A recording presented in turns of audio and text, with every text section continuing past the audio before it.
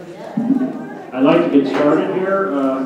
This will be a really exciting meeting tonight. We've got some great speakers talking about the non-ignition zone, which is the area within the first 5 or 6 feet of your structure or home, including fences. This is derived specifically to that. A few announcements. I have a handout over there listing the contractors that have been cleared by the City of Oakland for work on the Oakland properties, which is also helpful if you have big projects or something like that, or properties are going together. So I put that list out there if you want to save a copy. And that's the ones that have been know about the native plants and so forth, and also is a helpful resource. The next meeting, educational meeting, will be 2 months from now in this room on May 10th, also the second Thursday.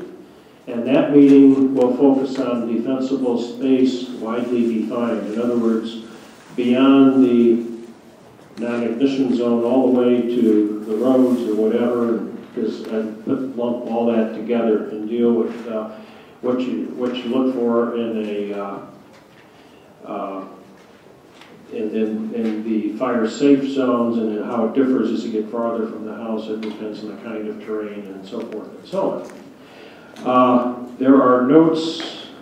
Those who are on the email received 2 attachments when I finally remembered to hit the button, which I usually forget. And one of them was my notes from the last meeting about emberproofing your house. And that's 3 pages, basically notes taken on all the suggestions. And that's also going to be presented at the advisory committee to the Wildfire Prevention District next Thursday. I also appended notes on, and I'll pass that ember ignition thing around. I'd rather, it gets around, ends up on the table, and a few people haven't gotten the email or can't get it to work, you're welcome to take a copy. I also have copies from the first educational meeting we had in, I guess it was September, about timing of vegetation management. And this is the prototype that's being recommended at that same meeting next week about changing the brochure that the Wildfire Prevention District puts out. So this is helpful in passing that information around. We are going to have an extra meeting of the committee, or people that consider themselves members of the Fire Prevention Committee for the North Hills Community Association, want to be considered, and we're going to meet at Gordon Piper's house on the second Thursday of April, which is whenever that is. Okay. Okay. April 12th. Thank you. So, just very briefly, I'm going to give this microphone up very soon to everybody's pleasure. And I think I've introduced myself before. In my 3rd term on the Wildfire Advisory Committee, and just was elected the vice chair last month. The North Hills Community Association is paying the $150 fee for the hall tonight and sponsoring the meeting. Dave Kessler will be here. He's late because he had to be 2 places at once. He's the chair. I'll introduce the other. Okay, well, I can start with her. Barbara Goldenberg has been on the advisory committee and also gone to the national meeting as a VI, which was an extremely interesting meeting. And by the way, this is the agenda here, if you didn't get it, which you'll pass around.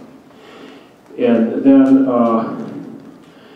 Carol Rice, who's an expert in the plants, and one of the books she co-authored with Cheryl's over there, and she will talk about specifically about desirable and not desirable plants close in to the homes. Again, our emphasis today is on the close-in district. We talk close-in area. We're not talking about other areas and so forth. If there's time at the end, people have other things they want to bring up, fine.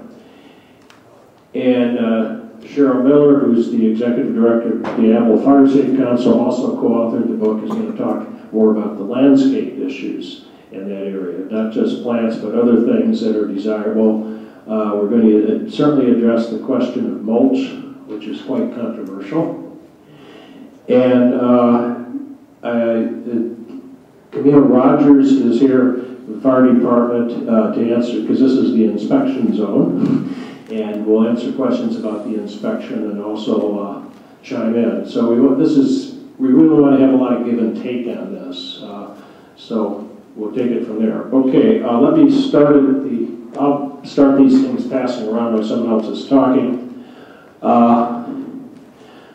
So in essence, what we're doing is continuing the theme that the most important person in protecting a house from wildfire is not a firefighter, but you, the property owner. And that's what we're emphasizing last time and this time. It's important to have a non-ignition zone for 3 reasons. First, direct contact by flames, because fuels burning near or adjacent to your house can ignite it. That's probably the least likely thing that's going to cause it to go up in flames. The second is radiated heat, which can easily break windows, just a branch burning close to a window, and let the burning embers inside. In most of our homes, especially if they're 10 feet apart or something, the radiation heat can catch a house 30 feet away if there's nothing in between. And then the flying embers, which we talked about last week, and these could land in easily ignited vegetation or debris. So with that, I'm going to hand the microphone to Barbara, and I'll pass around pass around things, okay? So the things to think about when you're looking at your house before you decide what plants are going to be or anything is to look at the openings. Now, what do I mean by openings? Doors, windows, eaves, because, well, they're not actual openings to the house. They're an opening that can trap burning material and spread to your roof. Bird stops on Spanish tile roofs, although I don't think that's real common in this area. If they're really old, the tile just sits there and things can get into it.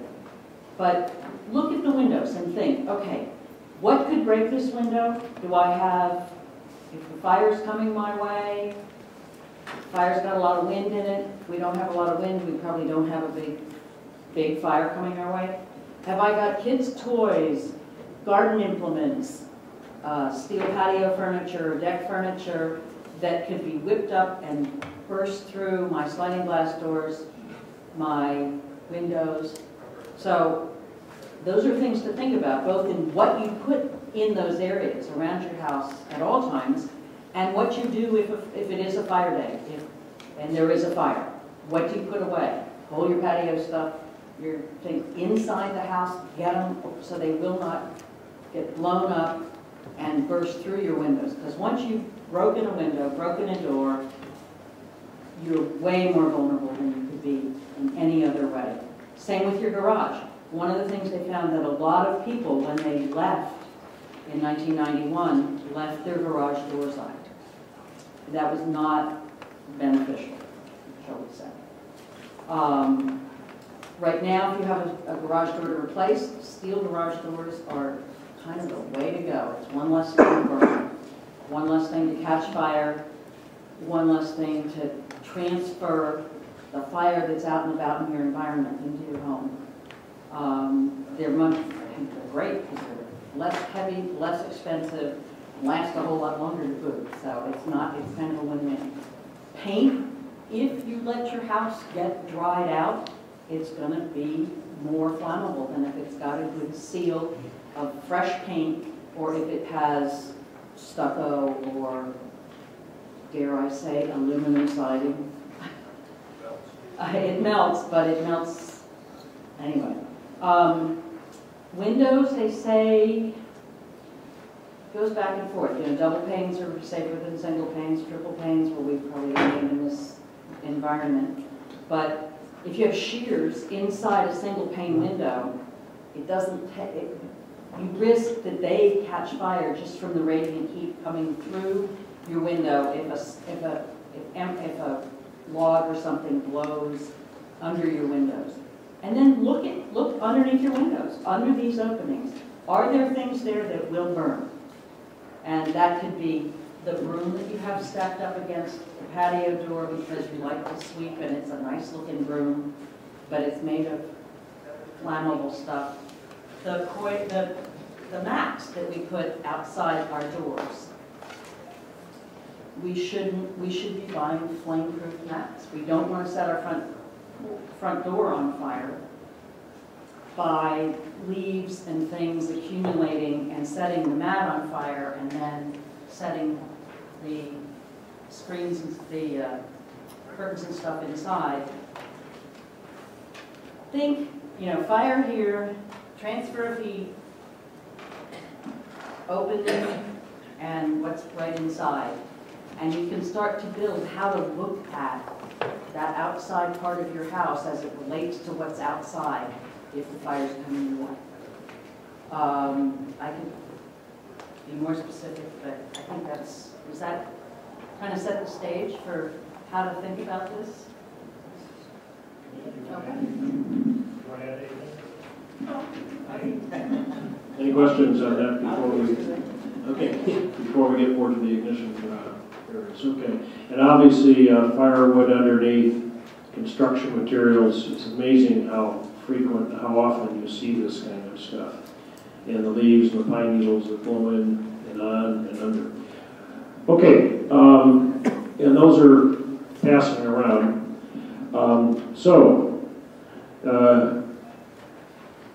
What I was thinking, Camille, maybe if you comment as the questions come up, would that work? And let them start their presentation? Okay. So Cheryl, do you want to go next? Carol. Okay. Put the microphone stand right on the right here. Perfect. Is that way I don't have to? I'm a stander. Okay. Super. Can you see us held up? No. Yes. Yes. Okay. Thank you.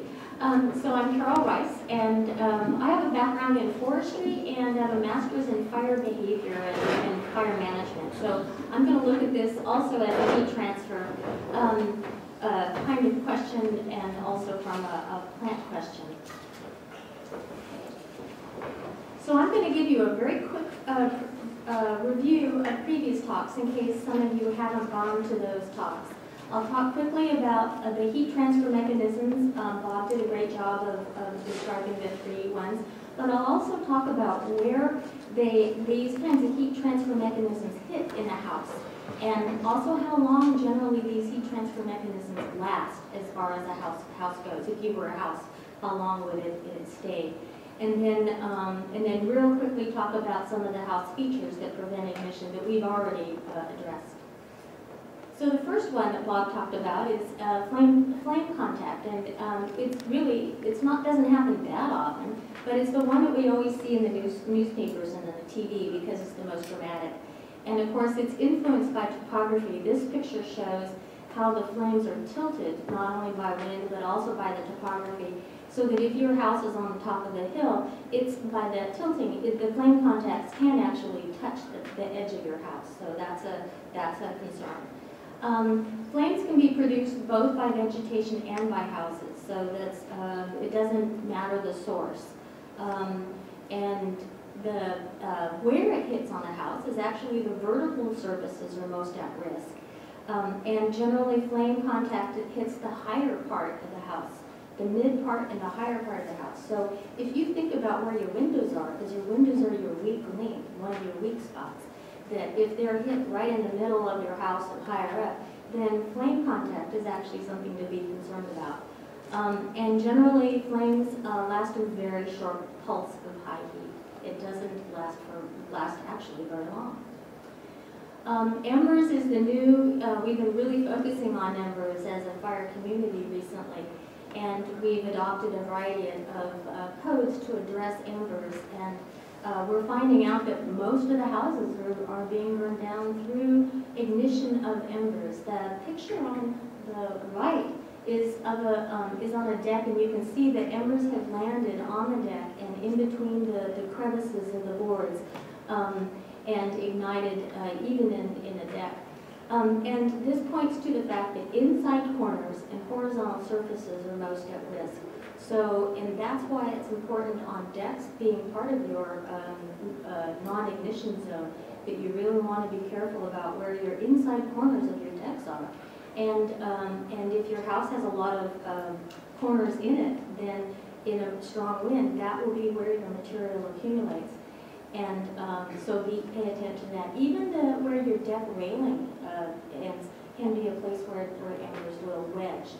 And so where it hits in your house, embers can be lodged in the roof, as Barbara mentioned, but also right close to your house on the horizontal surface.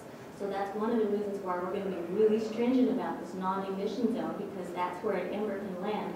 And then you're really adjacent. It's just immediately next to the house. And if it started a little bush on fire, then that can cause your wood siding to catch. It's because of the embers, and again, anything on the horizontal surface that can start. And embers, even though they're a little tiny and small to begin with, they blow together and they coalesce and they become bigger. And it can smolder for a very short period of time. One little ember may go out, but if the wind crams it into a corner, then they actually have some staying power that isn't obvious when you see these pictures of little flying brands. So it's something to think about. So this picture has been bannered about as one of the examples of, look, we know this is from ember ignition. And actually, I think that you can see, it's a little fuzzy. Can we do a focus? Sorry. So there is one house that did survive, and it has all the nice features about it. It has has a nice clean roof and all that. But I wanted to point out that the vegetation in the middle was not consumed, and so we think it wasn't, the fire didn't blow through in a uniform or a surface spread way, but it leapfrogged over the vegetation and caught some of the homes on fire. Now, some of the homes that are really close together probably did burn from radiation, because one house will burn for a really long time and then burn up the next one. But this is an example of ignition through ember. So the last type of heat transfer is through radiation. This is a great slide because there is nothing in between these homes. So it is the heat from one home that caught the roof of the other one on fire. And that points out, too, where the higher portions of the building are the ones that are most exposed from radiation. And radiation is really interesting. It's a wave front, and the depth of the heat really impacts how much radiation is produced. So flames are just a little flimsy front sometimes as it passes through, and it doesn't produce very much radiation. But a house has a really deep amount of heat behind it, and that's why it's so effective in catching the next house on fire. So it's a long-lived type of heat transfer. So there are really three very different types of fire problems that you may confront and consider in the non-ignition zone. I call it non-combustible, so I have to use a new word. So here's an example. The homes here are closer together, and you can tell that there's nothing in between the homes, and you can expect that the one home burned up hot enough to catch another home on fire. So and as Bob mentioned, if a home is 30 feet apart, it can ignite another home, even if you had no vegetation between it. And this is likely what happened. Okay. Just keep in mind, though, we're going to switch to plants from a little bit, and most plant material burns up in 90 seconds. This is a test that was being done at the UC Forest Products Laboratory, and they burned up some junipers, and they started the fire at 5 minutes, and so and then they put the plants in at 5 minutes, and so the middle picture is just 30 seconds after the fire, and then the pictures on the little stumps on the right they're almost all consumed 40 seconds after the fire occurred. So plants are very short-lived. That's the good news about plants. And as Barbara mentioned, here are some examples of where the vents and the embers enter the vents in different locations, either a heater vent, heater outlet, or gable vents. And sometimes those vent blocks on the bottom left picture don't always work. But here's a good example of how this homeowner has made sure that their vents have a very clear space around in their non-combustible zone. So that they have rocks by it, and they have one plant that is probably within 5 feet, but even the oleanders, the ones with the pink flowers, are pulled back away from the wall. And that's a good example, and the trees are well away from the windows, and so that's a good thing. And we wanted to show how higher up that there probably radiant heat will burst exterior windows. We do consider windows as a weak point in your defense against radiant heat, as well as flame contact on the side of your houses. So try to keep your vegetation further away from windows. So let's go back right to the non-emission zone. In the picture of the house, I drew little arrows, what I think pretty much to be 5 feet. So within those 5 feet, we really like to have places that something cannot land and ignite, and then transmit in a kind of a chain reaction into the side of the house. So if an ember were to land on that surface, it could burn up a bit of bush, which would produce not a flame contact to the house, and that's not good. And have a little bit of, and it too would produce more embers. So just nothing that can burn, hopefully. Okay. So here's I have a saying: you work from the house out and the bottom up.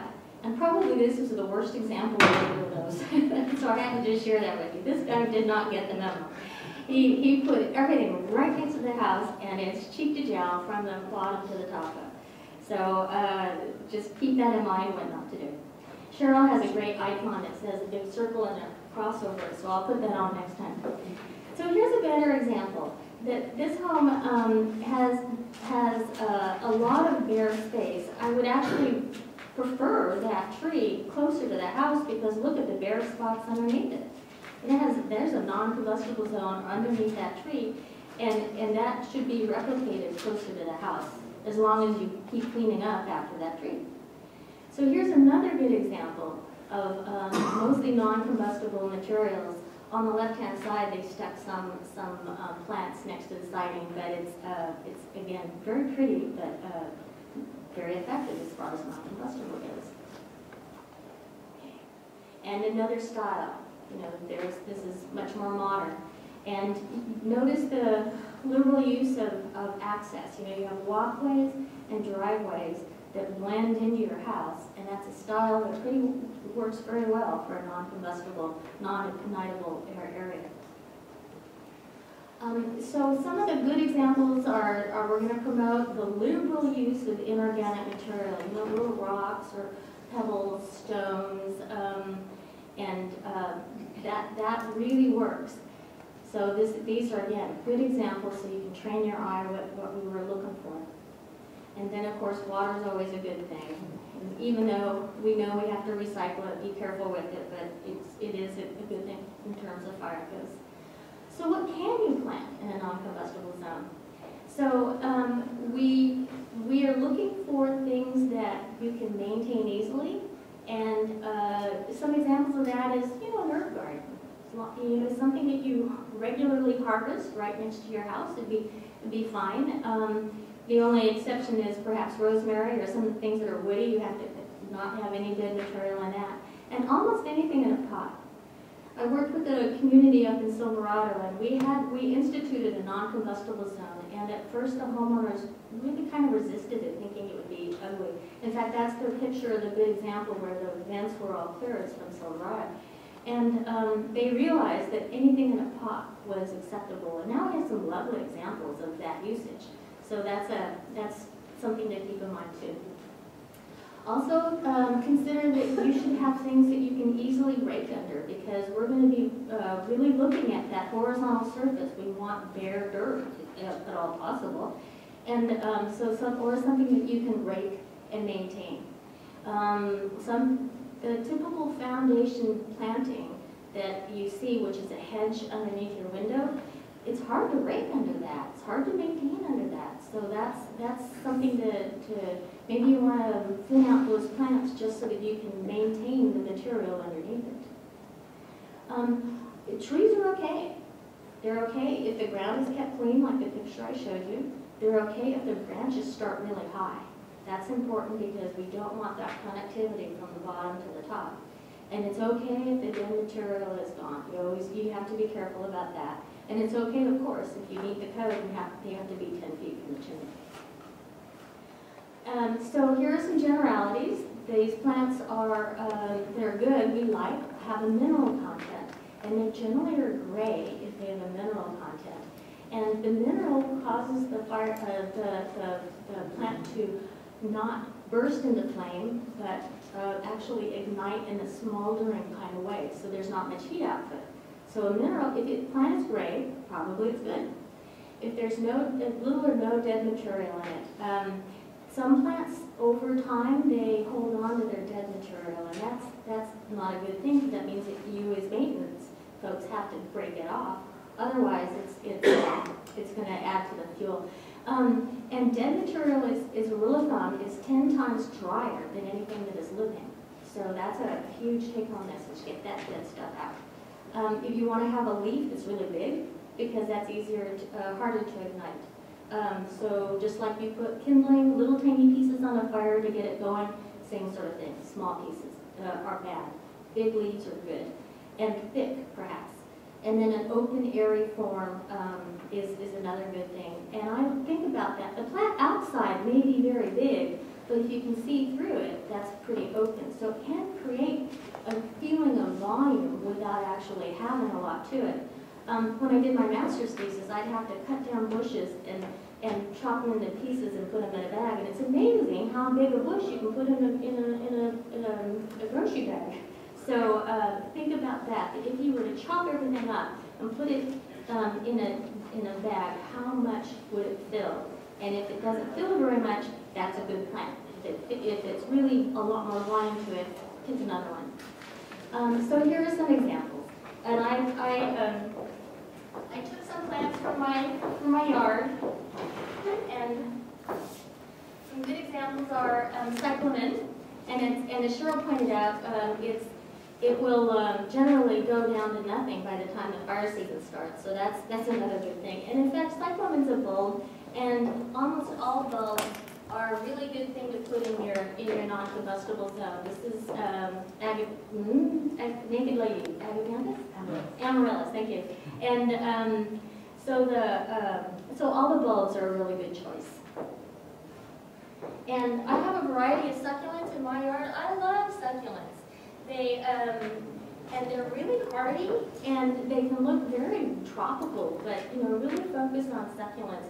The hard part about succulents is it's hard to rake them. So you have to figure out a way to get any leaves that fall on them out. So that's a consideration for the succulents. But you could use aptina, which is called candy apple, or these beautiful aeoniums. That is being pictured here. That's a great one. And then the ever-present spider plants, those actually are a good choice for as long as you can thin them out occasionally. And then good old geraniums. So this is a good example of a very thick leaf. I just have never seen them burn. So those are some good examples. And then also camellias and rhododendrons, those are good choices. And we were talking about some ferns too. So a nice tall tree, and then some ferns underneath would be another really good choice for your non-ignitable zone. So that's my question. Cheryl, talk more Want to take specifics. questions, or should we go right on, and then we'll do questions? I might get questions. So go ahead. Are people asking questions? Great questions. You take the microphone, repeat the question, so for the video. Okay. So of course these are burning questions, right? What you said. What about fire thorn?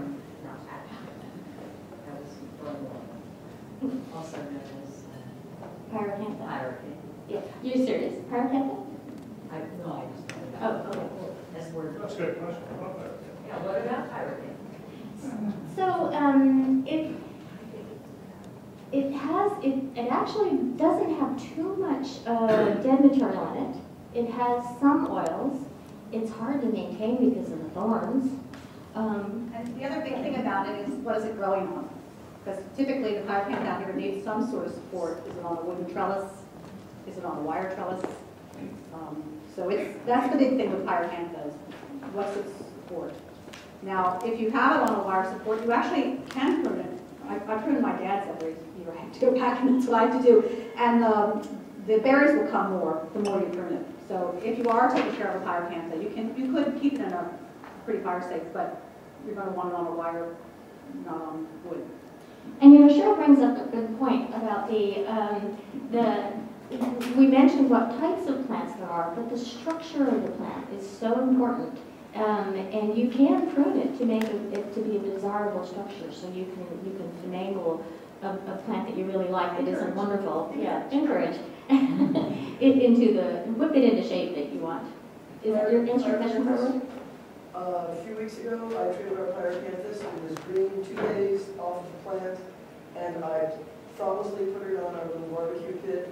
It burst. So even relatively green, I was so shocked. That was a good lesson to me, just so you know. And that's a really good way to test it. Most of the plants and all the plant lists you see, this is fire resistant, this isn't. Very few have actually been tested.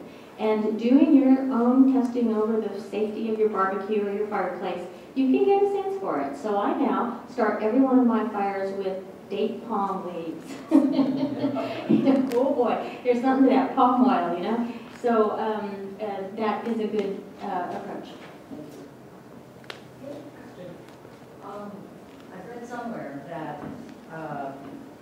flowering, seasonal flowering annuals in pots are pretty darn safe. Pansies, if it's got a lot of flowers and soft green leaves, not a problem. And there's a pretty good reason behind that most of those annuals, they only put on a short period of growth, so they have very little woody material and very little dead material, and probably a higher percentage of water. In most of the things you think of as annual plants, they're going to have a little higher water level than a perennial plant. Okay. I don't have a whole lot of slides. Yes? What about window boxes? Window boxes. What's in them and what are they made of?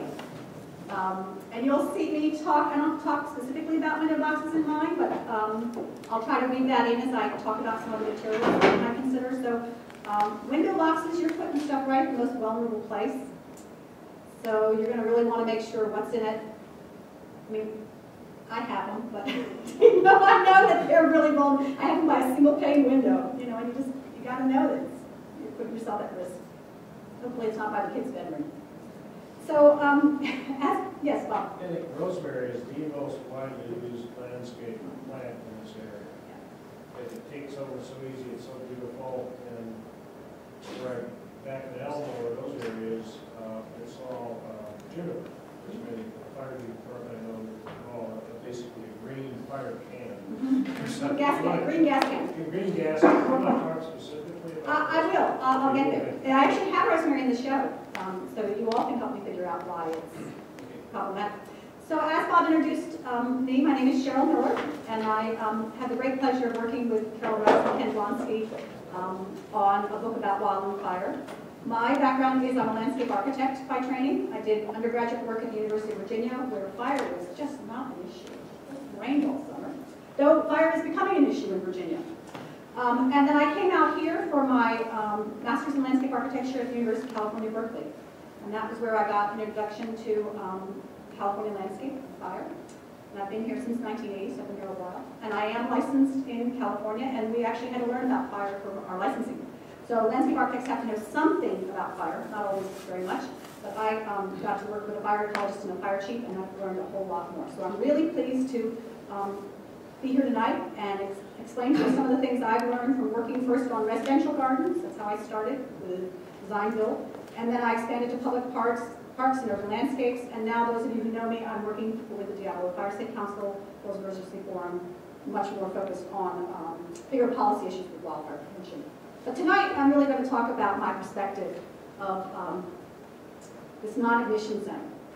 So you all have seen this image behind me, and I imagine it doesn't look anything like your home. But then again, neither does this. And neither does this. Now, some of you might have some features like this if you have a courtyard, and you have a Spanish-style home. And maybe some of you are fortunate enough to have a little pond. These great, wonderful things. Remember, I'm a landscape architect. So why am I showing you these images? And really, I do this to get you to start thinking about ideas like a landscape architect does, about this non-ignition zone. All of those images that you have been seeing that are real classic gardens actually have pretty good non-ignition zones. Now, Carol's not so sure about this one, but she's never been to this garden in Colonial Williamsburg. And actually what it has, besides these brick paths, it has a lot of DG right against the house. So the only real problematic thing in that first 5 is that wooden fence. But in general, the colonial gardens are overly manicured, and nothing's allowed to die, and there's space between plants. And they actually offer a pretty good image. But if you don't like traditional, maybe you like a more contemporary garden. So this one up in Sonoma, Donnell, is another one where it's got lots of water, and everything is well spaced. It's another image to think about. What might you have as your garden reaches your home? So for the next maybe 20 minutes or so, 15 minutes, please interrupt me if you see something you want to know more about. I'm going to focus on the design issues of what does this non-ignition zone, the first 5 feet, look like in terms of plants, in terms of fences, walls, and any other garden features.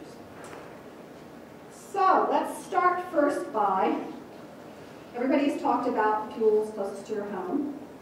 And what does that really mean? When we talk about limited vegetation, Carol would like to have none. As a landscape architect, I'm so used to clients who want lots. Barbara talked about the weak spots of the house, and so we kind of want to know about what those are. So one of the things as a landscape architect, I learned how to measure everything. So I know that my arm span is about 6 feet. Most people, their arm span is going to be about the roof height. So if you think about walking out your front door, sticking your arms on the wall, and your other arm look up and look down, that's the zone we're talking about. It's stuff that you can really get your arms around quite literally. So if I walk out my front door, and I start going clockwise, if you imagine your own home, walk out your front door, I start back clockwise, I actually start pretty good. I have this is not my home, this is actually not so great, but even this house, when you started, it has a concrete patio, that's pretty good. Now this one, pretty soon you're going to run into plants, and your plants right against the house. And of course, that's what people typically want to know, is what plants can I put in? If I was a real stickler, I would tell you nothing. No plants. Any plants want to burn. Carol gave you some permission to do some pots, but I would say no plants. But I realize that's not very realistic. So Carol told you some desirable characteristics. I'm going to give you some undesirable characteristics and give you a quiz, too. So in the back, we have some handouts that you're free to take, and they list some characteristics just to help you start thinking and get your eyes on what's a good plant, what's a bad plant. Carol talked about the mineral content. So you're going to want to use all your senses as you start looking at plants. On the undesirable side, one of the first things that's real obvious is you break the leaf and it smells. The pine, resin, the eucalyptus oils. Lavender and rosemary are really interesting. What are those? Because both of those may be gray mineral content but have an aromatic oil. But they're kind of in which way? Carol talked about not much dead matter. The flip side of stuff you do not want in that first 5 feet is things that have a lot of dead matter. Some things like junipers hide their dead matter, or some of the older ivy.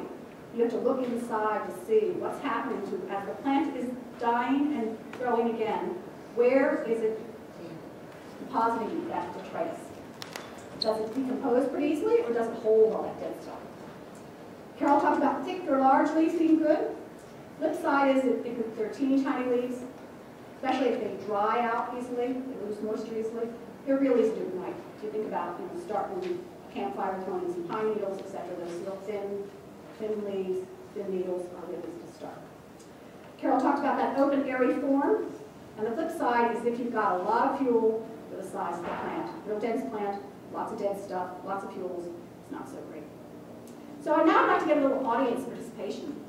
So I have some selection of plants that maybe you know, and maybe you don't know, but even just from the pictures. So if we start with the western redbud, just by the image you see. What do you think? Is it a friend or is it a foe? And why do you think it's mainly a thumbs up?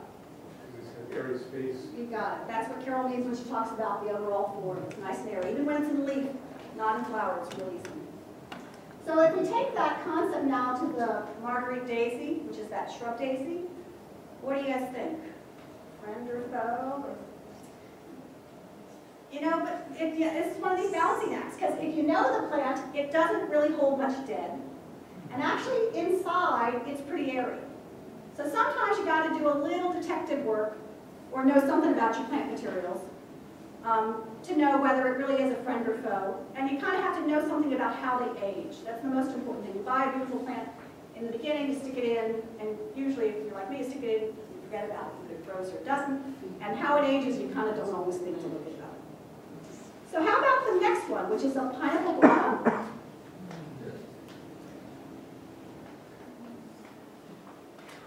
What do you think? Yeah? No? Hard to know. If you actually could get close to it, the underside of the leaf is very gray.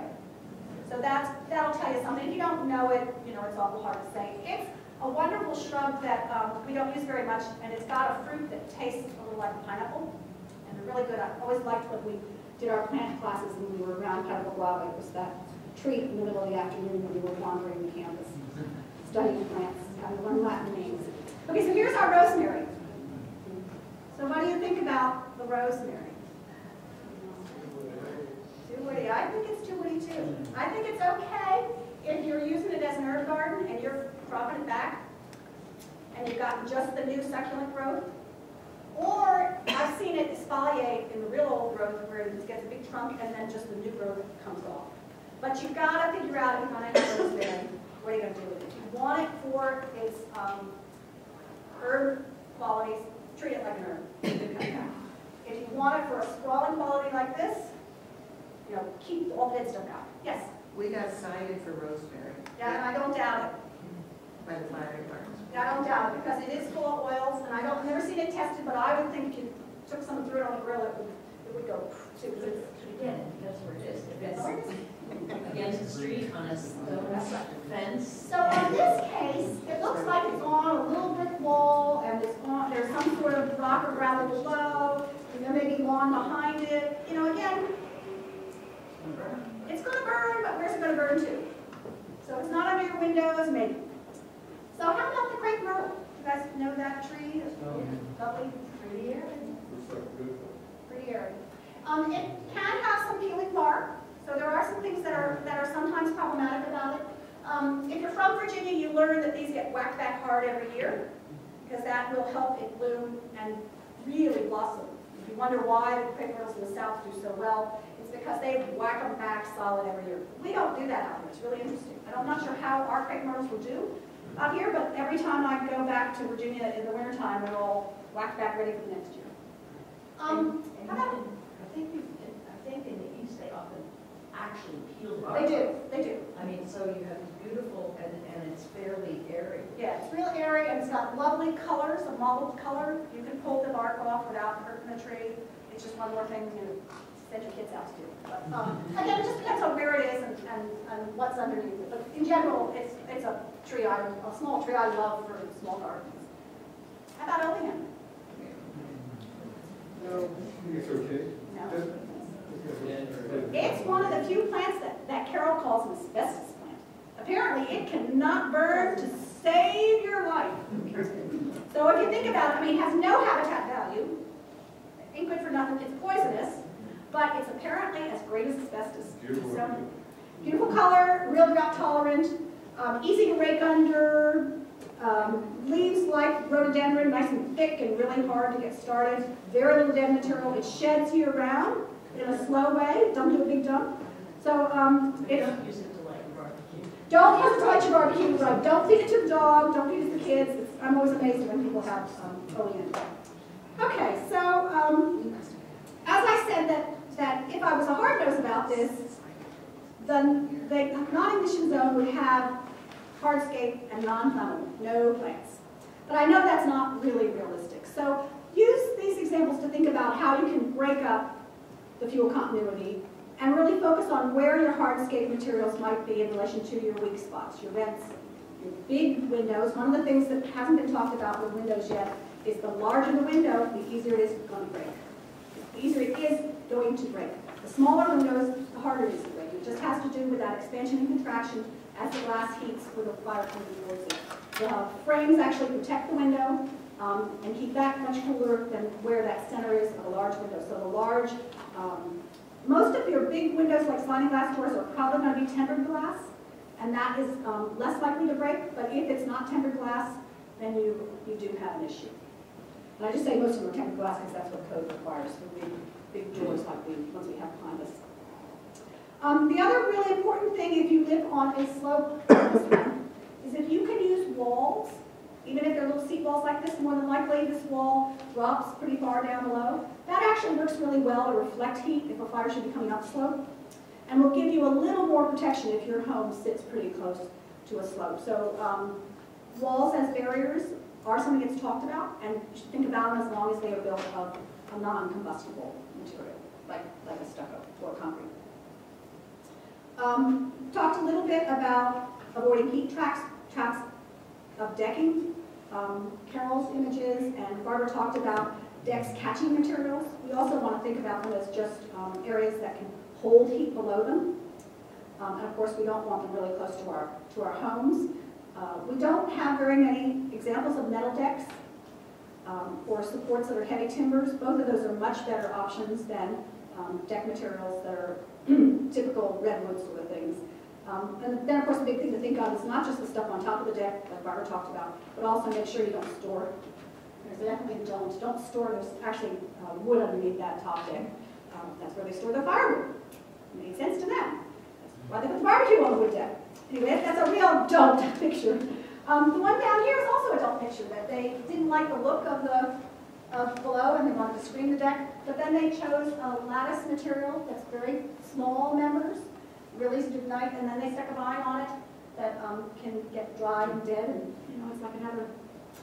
So if you are going to do a non-flammable screen, and it's a solid screen on your deck, do pay attention to the type of venting that you do. There's some code requirements that are actually done for a really logical reason. You want to keep the air circulation and the moisture out from under there, or it will totally rot, and then you get termites in the house, and just make bigger, trying to save yourself from fire, but you make a bigger mess as far as the structural integrity is. I have a question. Yes. Thanks. Yeah. In a prior meeting, I think it was mentioned about fireproof paint. Is that something that can help with the deck, like where you have upslope and you got the supports for a deck? If your supports are large, the larger the material, the harder. Just like in your fireplace, you can't get if your supports are 6x6 or 8x8. It's going to be really hard to get those ignited as long as you kept material clear from them. Carol, you want to talk about intumescent paint? Yes. There are some intumescent paints, but the problem with intumescent paints is it doesn't weather for a very long time very well. So and generally, fire departments don't look upon it too terribly well, but in my opinion, not being a fire official, if you put it on the bottom side of your deck, that might help. But it only bubbles, because what happens is it bubbles up and creates a char on the outside and seals it. Only works if it gets really hot. So that means that if the bottom of your deck is really hot, that's not good news. So you probably would like to have it on the top, but it doesn't weather very well. And more than likely, it also wouldn't wear well if you're actually walking across it. Right. So the Forest Products Lab did do testing on decks and found out it's always the joints in between the two that burn up. And so the next thing is if you just even painted the in between the two boards. That's the word. So that's a possibility for that. It's no for sure thing. And so we have the spindly little supports for the deck. So if we were to enlarge them by adding more material to make, or does it have to be a solid? It has to be solid. Okay. My recommendation would be instead of doing that, switch it to metal. Sure. Just switch it to a metal pole, or switch it. You can get. It's much easier. Bracketing them with the Simpson brackets. Then it's just a much better fix. So the next thing, if I'm going back to my walking with a hand on the wall and looking up and down, I go around the corner and the first thing I come to a gate at my house. But I'm real fortunate, my first gate looks like this. And it's up against the house, and so I've actually eliminated one of those fuses that might run a fire right to my home. And then I walk around to the other gate that comes to my backyard, and it's a little short wood one like this. But I'm sort of can squeak by if Carol gives me special dispensation because it's going to stucco and actually flashed. It's really interesting that they actually flashed behind it, and I think it was because the way the stucco house is ending there. I have a house that's stucco in the front and wood in the back. I'm not quite sure why, but we all live in houses, we get them. They are how they are when you get them, and I haven't been out on my siding yet. So think about how are your gates? What do they connect with?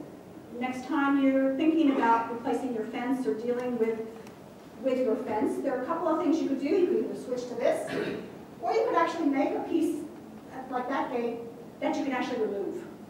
So if you're in a high fire hazard day and you have to leave your home for evacuation, you can take out that panel so that you don't have a fuse that when your neighbor's fences start going, it goes right to the house and then breaks the window above. It's really thinking about the connectivity as you go along. But if you, yes? What about a fence where it's pretty much metal in between? You had one in the former. Yeah, you'll see some more ideas of fences. Okay. So yeah, definitely if you can get into the non-combustible materials and you can break up your run of fence, you're much better off. But it has maybe, I have one, and it has a wooden cap. Yeah, it's still you're much better off. But it's a 2x6. Yeah, yeah. And you'll see one in a minute like that, and you can sort of begin to imagine why that may work well. So if I'm continuing my little tour around my house, I do fail the woody vines on the home. I have grapevines on my western wall to keep the house cooler, but they are grapevines, so it's really interesting. So they're a vine that I cut back really hard every year, so I want the great production. They've got a fairly good sized wood on them. I probably shouldn't have them because they are fused, but I'm very aware of that. So that's the big thing as you're doing your walk around your first spot. It's really thinking about how many of these ignition sources do you have, how many of these fuses do you have. Now we're going to get to the question about deep mulch and gorilla hair. So you all might not know the term gorilla hair. It looks like this. It's kind of that shreddy stuff. And you can pretty much imagine that that's really going to burn. And fortunately, I have none of that stuff around my house, so I'm pretty good on that. But knowing that you guys are going to want to know more about mulch. So I've now got a slide that I can talk about mulch, much about mulch, I can say. Last year, there was a report that came out from the University of Nevada that talks about the combustibility of landscape mulches. And I will give to Bob the link for this, because it is a PDF on their website. And Bob, I don't know where you post these things, but then you can post it. I'll set this aside for those of you who want to know something more about it. So this was Ed Smith from the University of Nevada and Steve Quarles from our Wood Products Lab that's now with the IBHS, but who most of us know.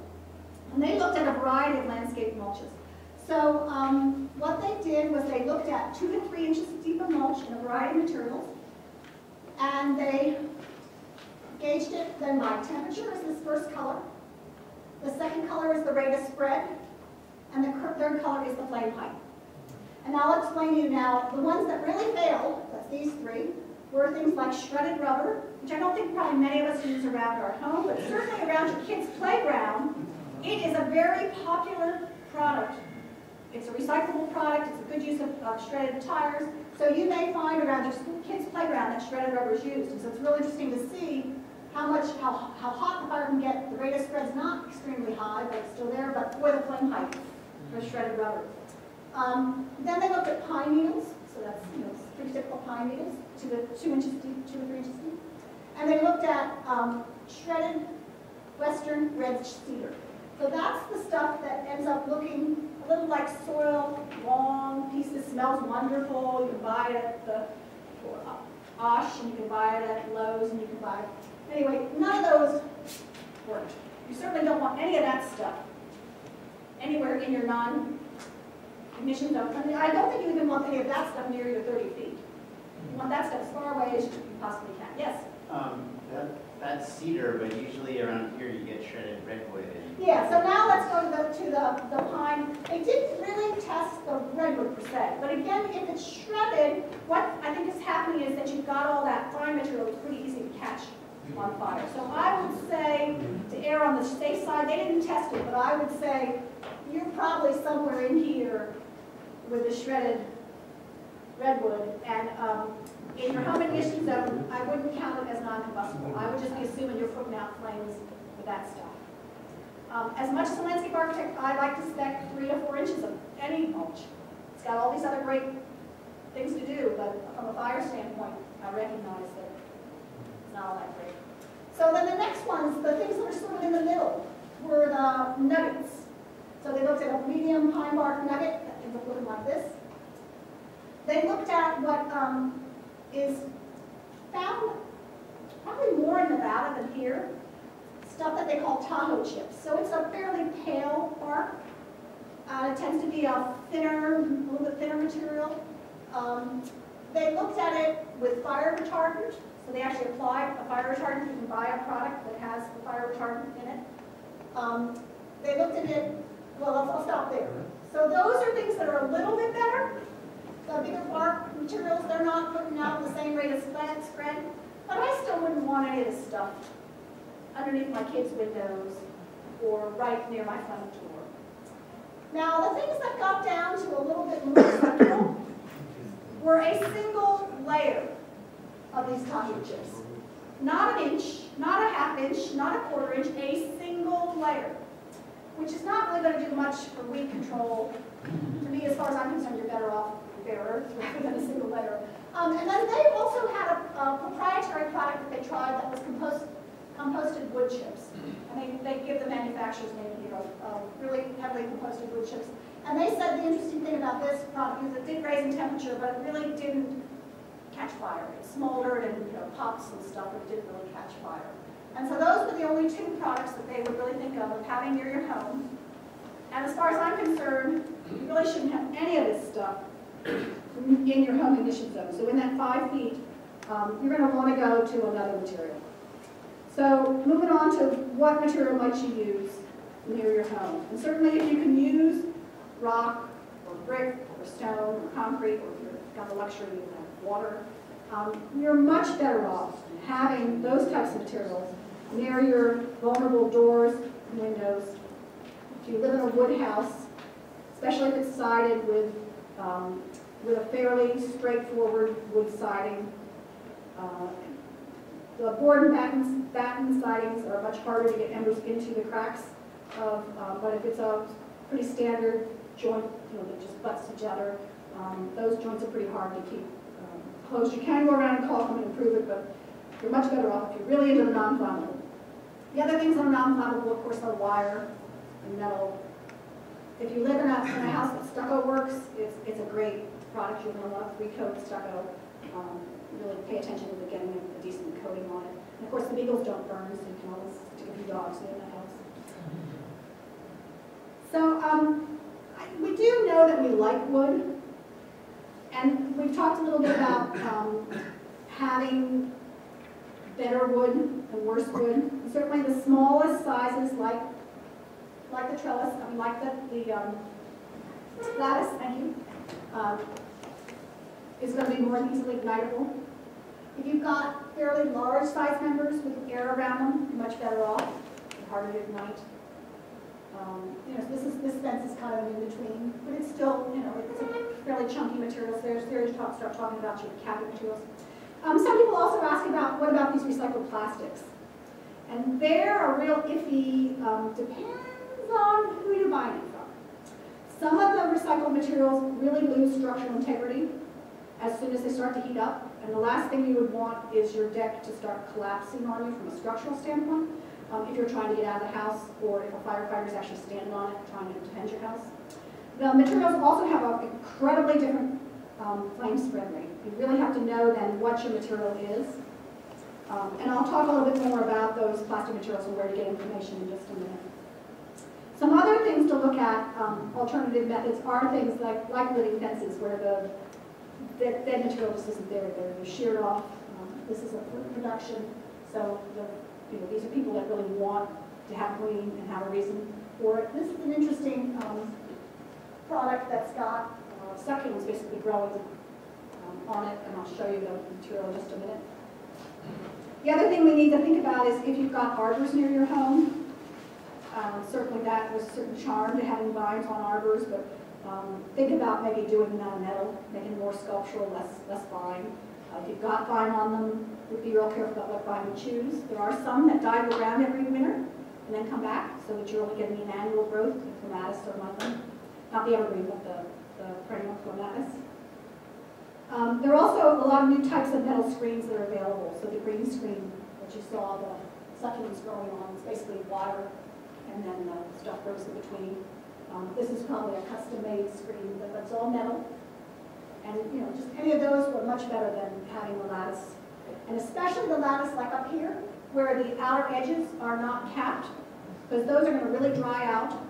And they're just almost perfectly apart to have just enough to get the flame to the next piece. And it's just kindling, standing vertical. So I'm going to sort of wrap this up now with giving you a good source for information. So the State Fire Marshal's Office, which is a mouthful if you try to remember this. So if you just Google Cal Fire Code 7A, that'll get you to more information than you ever wanted to know about products. And these guys name names. There's the latest one was July of 2011. And then you will see as you go looking through these actual stuff about the products. So, for instance, if you were interested in that recycled material for your decking, Trex is a real popular name. There's no way you would know when you went to Home Depot or whoever your local lumberyard is to buy this stuff, or you sent your contractor there. If you were offered Trex Fire Defense, that sounds good, or Trex Escape, unless you go to this site, you have no clue. Even if you started to look at sort of the information they provided, okay, the size of it, and the density, that might tell us something. But when you look at the two products, they've not done the density in any way which you can compare. One is pounds per linear feet, the other is the pounds per cubic inch. And even if I knew it, I wouldn't know what was better or worse. But I can start to understand something about, I don't really need to know that protocol to know that part A and B in weathering is probably better than A. And definitely a flame spread class A is much better than a flame spread class B. So both these products passed the State Fire Marshal and got listed. But if you're going to spend the money on a Trex deck, which is not cheap, and it's real important to remember that it's not a standard install. Your contractor needs to know how to handle the material. They'll have to pre-drill it. It's not just a hammer and nail. They need to put it in with screws. It's going to take a little longer. But you will be rewarded by a deck that's not only been tested against flame, but also is going to last a long time. Not the real selling factor about the Trex material is the weathering of the material lasts a long time. So, we have another interaction part. Carol added these, and hopefully you all will get into this. So if you focused on that first 5 feet, what would you guys change in this picture? How many things can we find wrong in this picture? You're going to find something. What would you change? Hedge. The hedge, this hedge. And it's inside the hedge. Oh, No, yeah. It's outside. So that's the hedge is right under the window. Right. Right there. I see it. Are those window boxes on the left? Yeah. Well, those are pots, actually. Well, you can't really tell. Are they pots or are they They are wooden pots. windows? They are pots. Yes. And up the gate. Oh, yeah. So some good things. It's got concrete up. I'm not so sure about. There's always like a pretty big window there.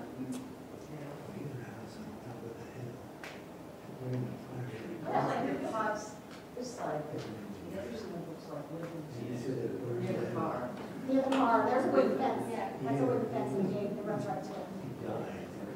Okay, let's see about the next one for. And they're all the same house. Yeah, this is the They get interesting thing. different treatment of their front yard. Okay, that's So how about this one? What would you change? I'm not sure what the vine around the support there is. Yeah, it's questionable because you can see a bunch of wood sticking up. It's kind of little wood, and if you were leaving this. So some good things. This walkway probably goes right to the door. lot of patios. Station 7. They got a tree growing right against And how about the trellis on this side? them. Oh, yeah, there's an arbor. Except it's wood. One more? Again, same house plan, just this is how they treated their area, the first 5. First slide in this one. I move. Can you tell us where under is? I'm maybe standing too close. Is it next to the balcony? Plastic garbage can underneath the. Yeah. Certainly those wood fence. And certainly this wood rail. And you've got that, the plant underneath, I don't know, it looks like on the left, there's the front door. Yep, that's juniper. It is. And it looks like it's growing behind the whole building. It's easier to tell if you're out there, but certainly there's pretty obvious things that come up. And vines on the chimney. And vines on the chimney. Oh, yeah. It may be a non-functioning chimney. Yeah. Cypress trees in the back. Okay.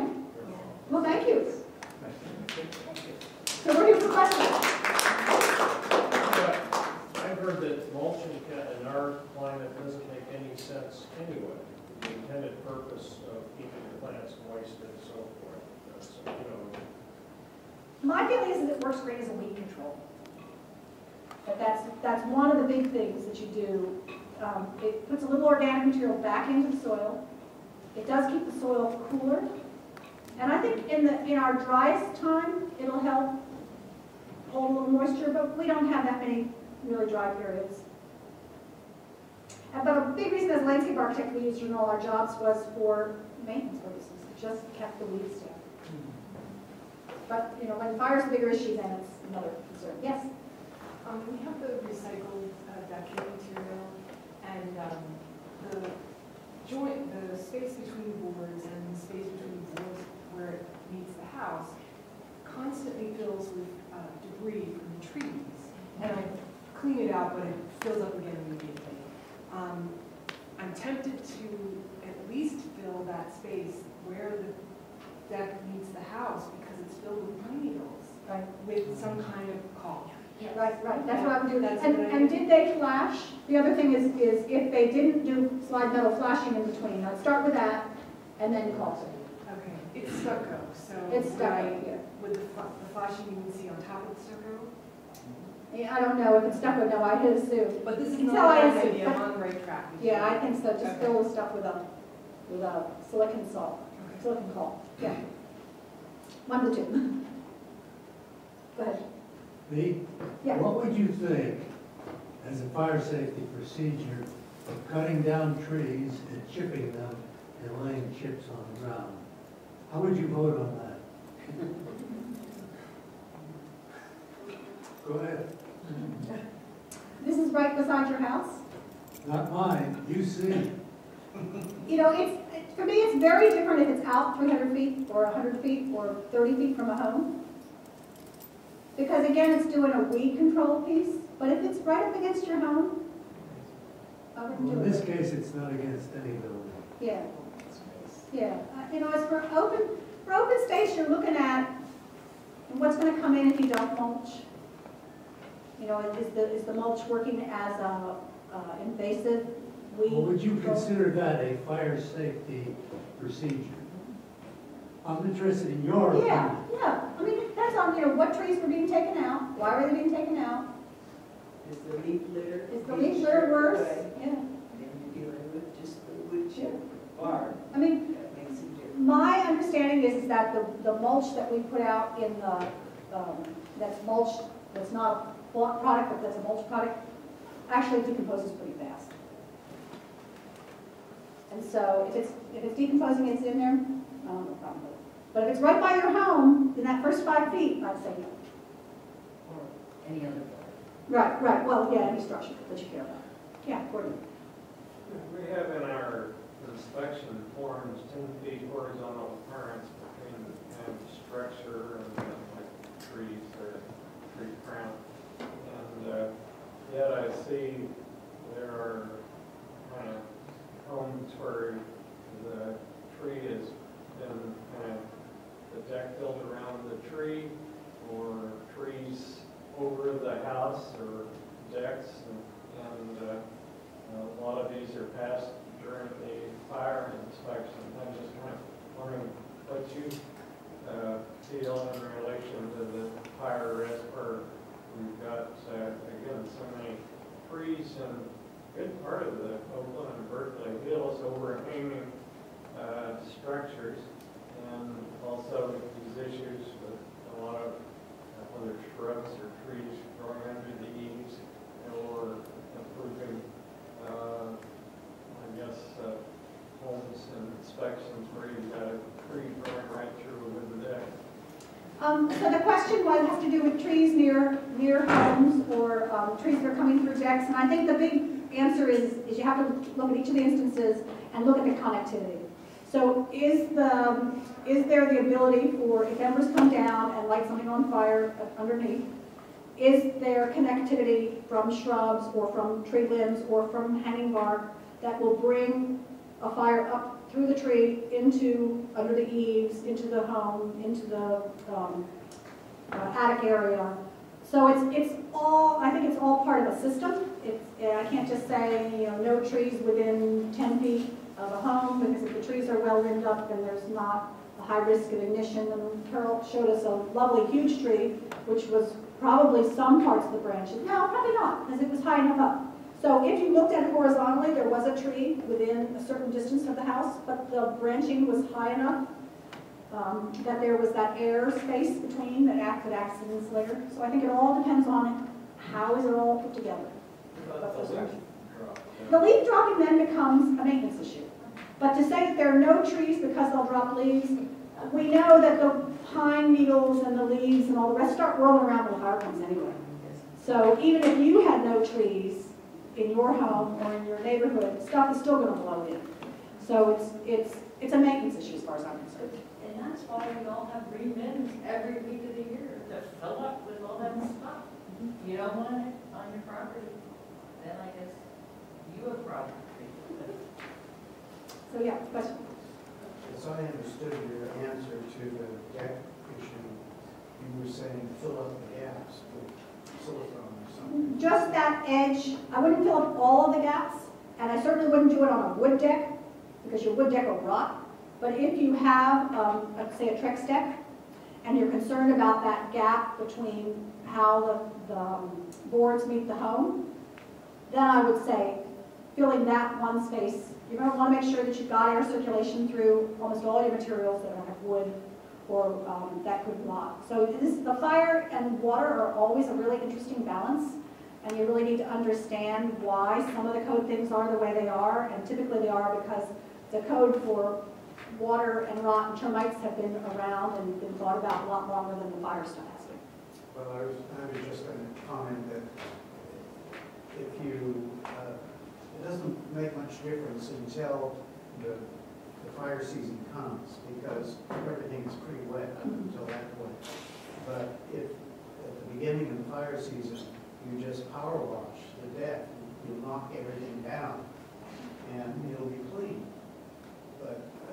But putting silicone or something in that gap will just keep the water on the surface, which will just ask for other problems. So I think it's a question of maintenance. Right. And a real question of material. So this was a circumstance where I understood it was stucco with a Trex material that's not worried. Trex will shed the water. Or if water sits on Trex, it doesn't matter. It's a plastic material. The water's not going to. But you do need to make sure it's not sitting against your stucco either.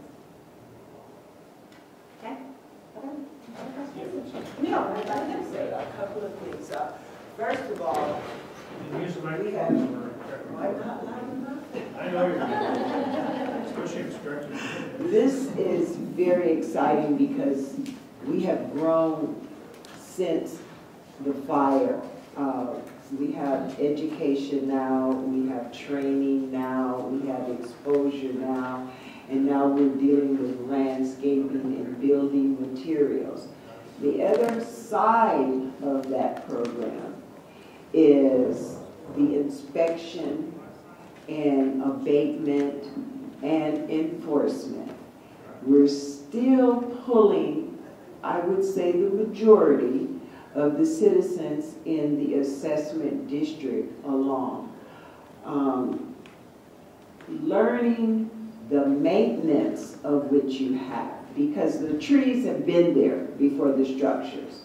So in a lot of instances where you'll see a tree overhanging a roof, you'll say, well, gee, how come they're not making them cut that tree back or cut that tree down? We can't go to the letter of the code all the time, but we can enforce upon the spirit of it. So what we do, remove the dead vegetation, the dead branches from that tree to provide that protection. We're not going to say you've got to cut that tree down. One of the variances that we look at is that tree against the structure where there's a window or an opening, or if it's overhanging a chimney outlet. Those are the things that we enforce upon and try to educate our citizens on to watch out for. The biggest key is maintenance. Because all of the changes and all of the technology and the landscaping now that we're buying into and understanding some of the changes that we need to do, the maintenance is the key, the ground fuel. The tree is not going to combust by itself. But if you let the ground fuel crawl, then you're creating another situation by having fuel ladders. So if something on the ground catches, it's going straight up. It's out of control. If you have trees that overhang your structure and you don't blow the roof and clean pine needles off periodically, then you're creating another problem. So it all comes back to the maintenance and understanding what the code is about and not looking at the violations as you're being forced to do something all of a sudden that you're not buying into. It's awareness of how you buy in and take care of your property. Because I think that's where we are now. In the early years when the fire happened, it was all reactionary. We were running around with our heads off and the hammer dropped and we said, you have to do this, you have to do that. But now we're entering a different phase. Now we're entering the phase of being intelligent with the landscaping, the spacing, the type of plants that you're putting in your yards. So we're not about telling you to cut trees down, remove fences.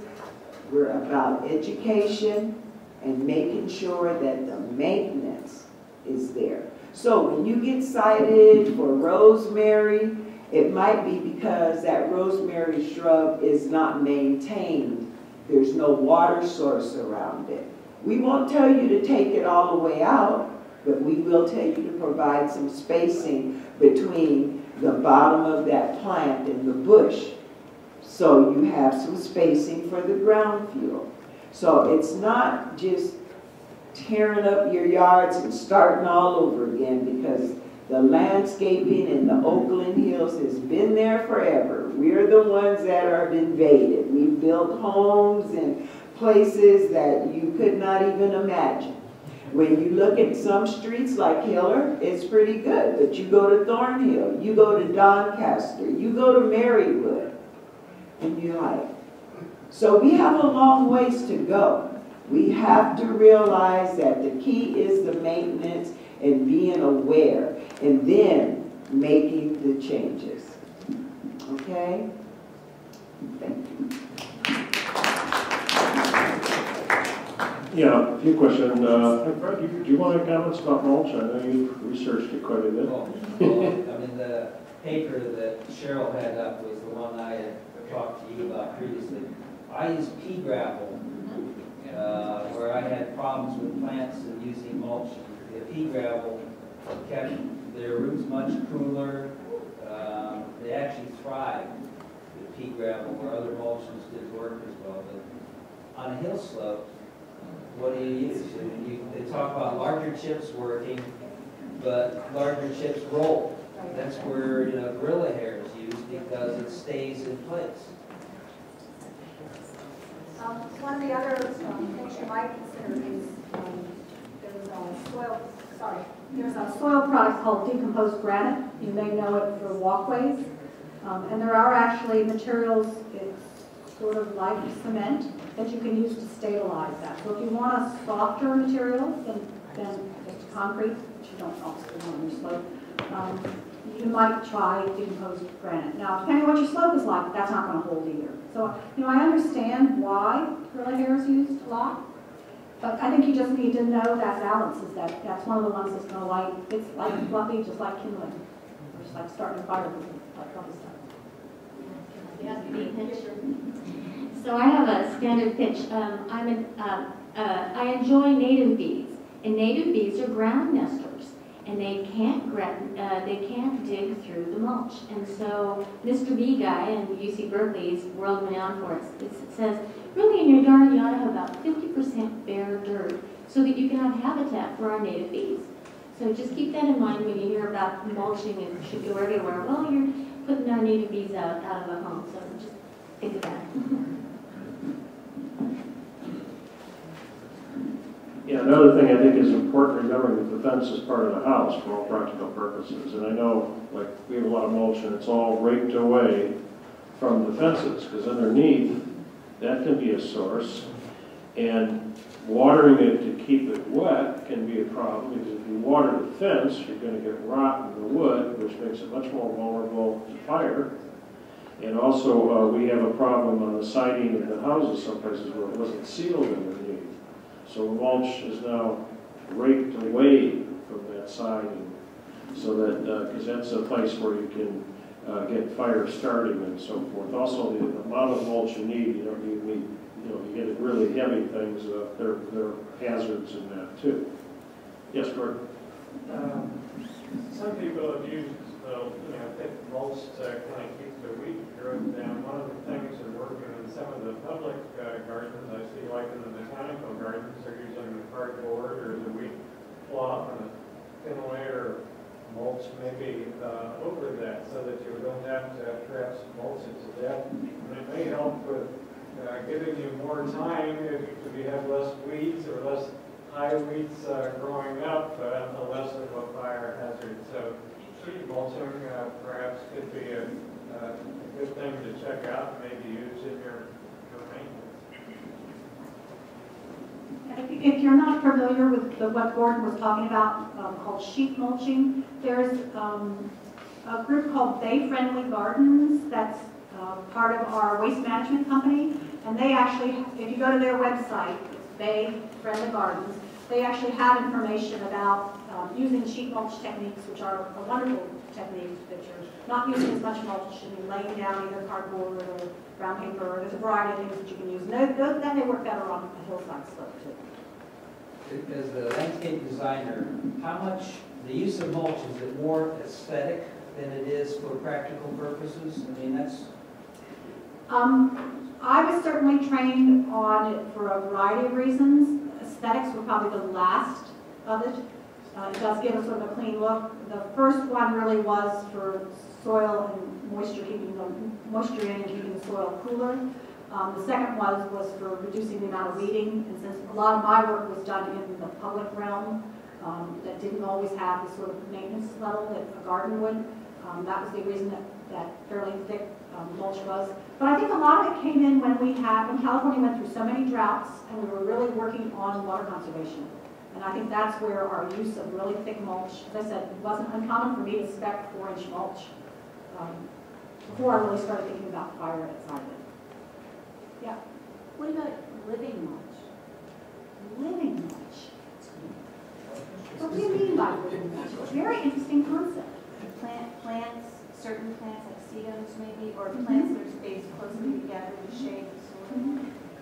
Certainly using ground covers instead of lots of wood mulch is an excellent way. And a lot of gardeners do that. They crowd out the weeds by how they plant and what they choose and what the rest of it is. Did you have a comment to add to that? Oh, no, you just said ivy, but Oh, you ivy. already said no. Yeah. Well, ivy's one of those that if you've got ivy, just look at what's underneath. And sometimes ivy is wonderful because you can take a weed whacker to it on a 2 or 3 year basis and just whack it back and it'll grow. It'll put out all that lovely green growth and the dead stuff goes away. One of the things I think it works kind of well is big or minor, a little bit. However, you get anywhere near native plant people. Right. Or the actual urban, the wildlands, and it's invasive. So if you have a contained place, and it's not going to escape, and you're not right next to East Bay Regional Park, I think a minor is a good one, because it doesn't leave a lot of junk. And it grows close to the ground, you really don't have, once it starts filling in, you don't have mulch. And relative, I mean, the leaves are, I don't know, that big? Yeah, they're small. The Vinca major is the one that's considered invasive. But they now consider it the minor one too. No, it's not on the list of plants that's targeted.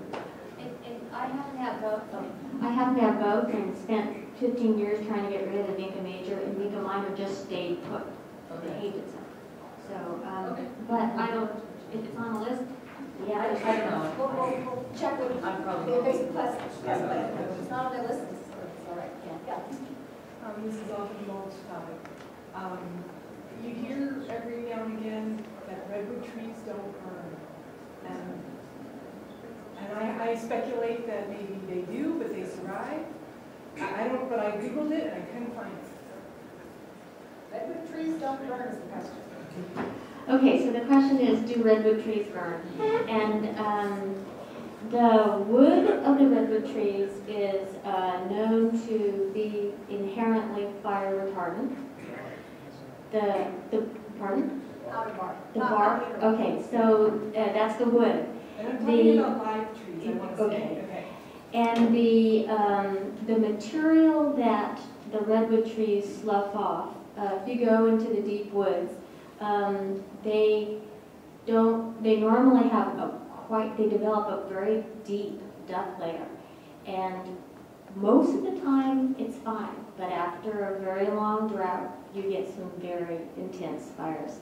And so I think back to my colleagues who do prescribed burns up in Annandale State Park in Santa Rosa, and they were very frightened of how fast and hot their prescribed fires burned in redwoods, more than they predicted. But usually it's very good. So again, it goes back to maintenance, that the dead material that the trees slough off needs to be taken care of. And if you think of the physical characteristics of the little branchlets and the leaves and everything, they're all very fine. And so that is something that is a concern. Don't redwood seeds need fire to germinate? They don't need, they're helped with redwoods, but generally redwoods don't regenerate by seed anyway. Right, I think the seeds actually need fire to germinate. The gigantea. Yeah, the gigantea If does. you see a redwood standing there, the whole area around them is full Yeah, of it's all, little that's sprouts. not from seeds. No, that's no. from rest of It's the very sprouts. rare that it's produced by seed anyway, but the gigantea, yeah, you're right about that. And the gigantea, the bark, even the shredded bark, I don't believe burns. Yeah, that's correct. So they're two different things. But on the same topic, dare I say, we've had lots of angst about eucalyptus trees, but I think we made it fairly clear, it's not the tree, it's the junk on the ground. And I recall after the 91 fire, where we had people come from all over the world that were fire experts, and the Australians said, measure the tonnage of the junk, the crap, if you will, that comes off the tree on the ground. That's your problem, not the tree. And so if you have eucalyptus in around your property, and you look up, and there's all this stuff hanging, and it's dead, that you want to get rid of. The dead branches, the dead bark that's just hanging, and the stuff that, I mean, it just drapes over it, and it comes down to the, 4 feet, 3 feet from the ground, and it's just got its own ladder. But a beautifully maintained eucalyptus tree where the bark has been stripped and the underneath is clear and the buttons are gone, I mean, they're not a problem as far as I can tell. There are some great examples of well-maintained, again, it goes back to maintenance. Kennedy Grove in Eastern Regional Parks and UC Campus, the Eucalyptus Grove on the west base are very well-maintained and very, very fire safe. So it's a matter of, I liken it to a big dog in a very small yard. You have to keep up with it and maintain that. Question in the back? Me? And then the person sitting next to you, I've seen that both of you, so many questions back there. I just want to get back to sort of the trees. I think the spacing is also really important. I mean, the maintenance of the duff of eucalyptus is important too, but you get some of these eucalyptus that are, 2 feet apart, and they get tall, and you've got we're sitting in front of a whole wall, 150-foot eucalyptus trees, and we get the embers. We get the duff in our yard, in our backyard, and that's a long way away. And several of our neighbors we talk about, we don't want to get rid of all of them. Most of the neighbors don't, but they're just so close. Everything, all the foliage is just right next to each other. And I've heard that it's really important for the spacing, not to cut down everything, but the spacing so that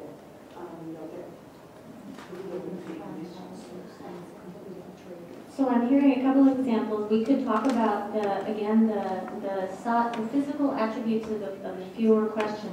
If you're talking about foliage, that's the small stuff, and so you would want to you'd want to reduce the density of the foliage, which brings me to the concept of crown density. And if the crown is really dense, then it's easier for heat to transfer among the crown, and then you've got a crown fire. But if it's very open, then air is an insulator, actually, and so it can't transmit through the crown. So if you look at the density of the foliage, that's an important thing. If it's all big sticks, then that's not as much a concern. So I think of the physical attributes of the what were you going to say to me? No, I was just saying, what is the ignition source? The tree being tall, what is the ignition source? The ground fuel. Yeah. Well, right now, stripping of the bark. Right now, because it hasn't been cleaned for many years. And that's where the maintenance is. I mean, you can, I would imagine, go to a huge eucalyptus tree and hold a torch on it. If it's stripped down, it's not going to buzz. So what is the ignition source there? The ground fuel, the no maintenance, the dead vegetation being allowed to just hang there. So if that's removed, I think the fire that we had,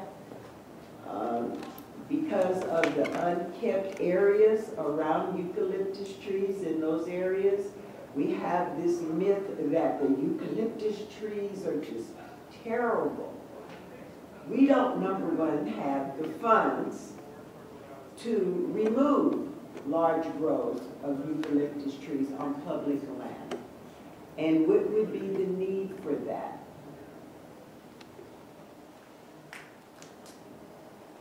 As if you want. Could we get that in mulch? Right. Let's get back to mulch. So I have a question. I have a question about mulch. At the last meeting, Bob mentioned that mulch can spontaneously compost. And I wondered, how deep would pile of mulch be that would be in danger of spontaneously cleaning up? The question was, how deep do you have to be in order to have it? And Cause that to happen? Is it intense heat? it turns out that you have to have like at least a 5 foot to 6 foot deep mulch pile. And it's because you get anaerobic respiration. And so there's a heat byproduct of that. So it will, and you've seen maybe at lumber yards where sometimes their mulch piles are smoldering. Well, they have sprinklers over it because they have 20 feet high mulch piles. But it has to be 5 or 6 feet deep or more. Yeah, lots more. It's very, very rare. If it's smoldering, that's bad. But there are piles of mulch on the Claremont Canyon site that are 6 feet tall right now. And it's smoldering. But it's raining. Yeah. No, It's not. it's a rare.